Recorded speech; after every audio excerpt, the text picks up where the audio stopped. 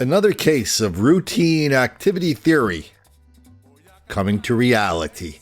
Give a watch. New at 10, a family looking for answers after an assault in Reynoldsburg. A teenager was punched outside of New Life Group Home, and video of it was posted to social media.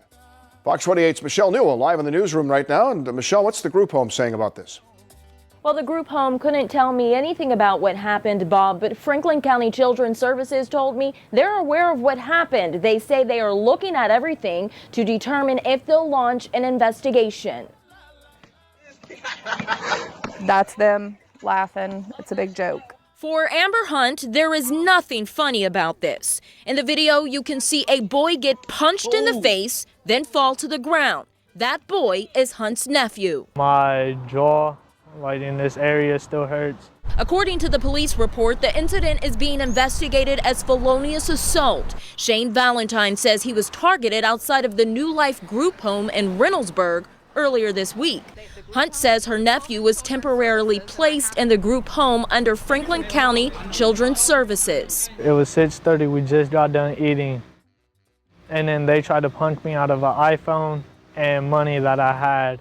Valentine says there weren't any workers around to monitor the kids outside. When Shane was released from the hospital, he called crying. He sent us the video because the video was posted on Facebook. The video has been shared on Facebook more than 200 times. You can hear the other kids kind of encouraging the boy in the shorts to do it. Hunt claims workers at the group home knew about the incident before it happened. The employees were all aware of the fact that this was going on too. I spoke with them. They personally told me it. We called Franklin County Children's Services for answers. They say they're assessing what happened and will determine if an investigation will be launched. Shane says he was released from the group home today and is now with family. Unsafe, but I would never want to go back there. And Shane's aunt tells me she wants to see the workers put on administrative leave, and she wants the boy who allegedly punched Shane to face charges. So a few weeks ago, we talked about routine activity theory. I reminded everybody what it meant. It said a white person walking in a black neighborhood, a white person being around black people can routinely expect to be the victim of black violence. Some Poindexter wrote into the YouTube channel and said, Colin, you must understand routine activity theory. And he gave me the Wikipedia entry, which I somehow neglected to read. But I reminded him that I learned about routine activity theory from the chairman of the sociology department of Harvard University. It was a court trial a couple of years ago in Chicago. A woman named Christina Eilman was arrested in Chicago, a blonde woman put in the jail in Chicago, released into a black neighborhood in Chicago where she was kidnapped, sexually assaulted, and thrown out of a 7-story window. Sued the city of Chicago, sued for $100 million. The city settled for $22.5 million, the most they've ever settled for in an individual case. The judge said the city was negligent because they might as well have released her into the lion's den at the Brookfield Zoo.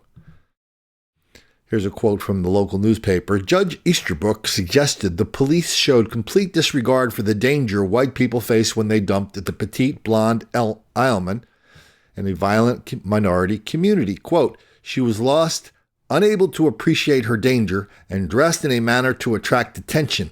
She is white, this is a judge speaking, she is white and well off, while the local population is predominantly black and not affluent, causing her to stand out as a person unfamiliar with the environment and thus a potential target for crime. That is routine activity theory. That came from a judge, that came from a Harvard sociologist, that went through all sorts of appeals cases. I just finished reading these appeals. Again, every single appeal, the city stood up and said, oh, you can't say that, Your Honor, that's racial profiling, and he's just making it up. The judge said, no, he's not making it up. I mean, he's got facts, and this is the thing. Kicked it back down to the city, and the city said, we better give her $22.5 million before we have to give her $100 million, and before more people figure out what it's like to be a white person in Chicago, or what it's like to be a white person sent to a a family home, a group home, where you're surrounded by black fellow inmates. That's what they were there, right? Inmates, black counselors who all think that somehow white people are just, that's part of the DNA of the universe. White people are targets, black people are predators. Why is everybody so surprised? Well, you know what? Maybe maybe the fact that some people still are surprised is what makes the black kids angry.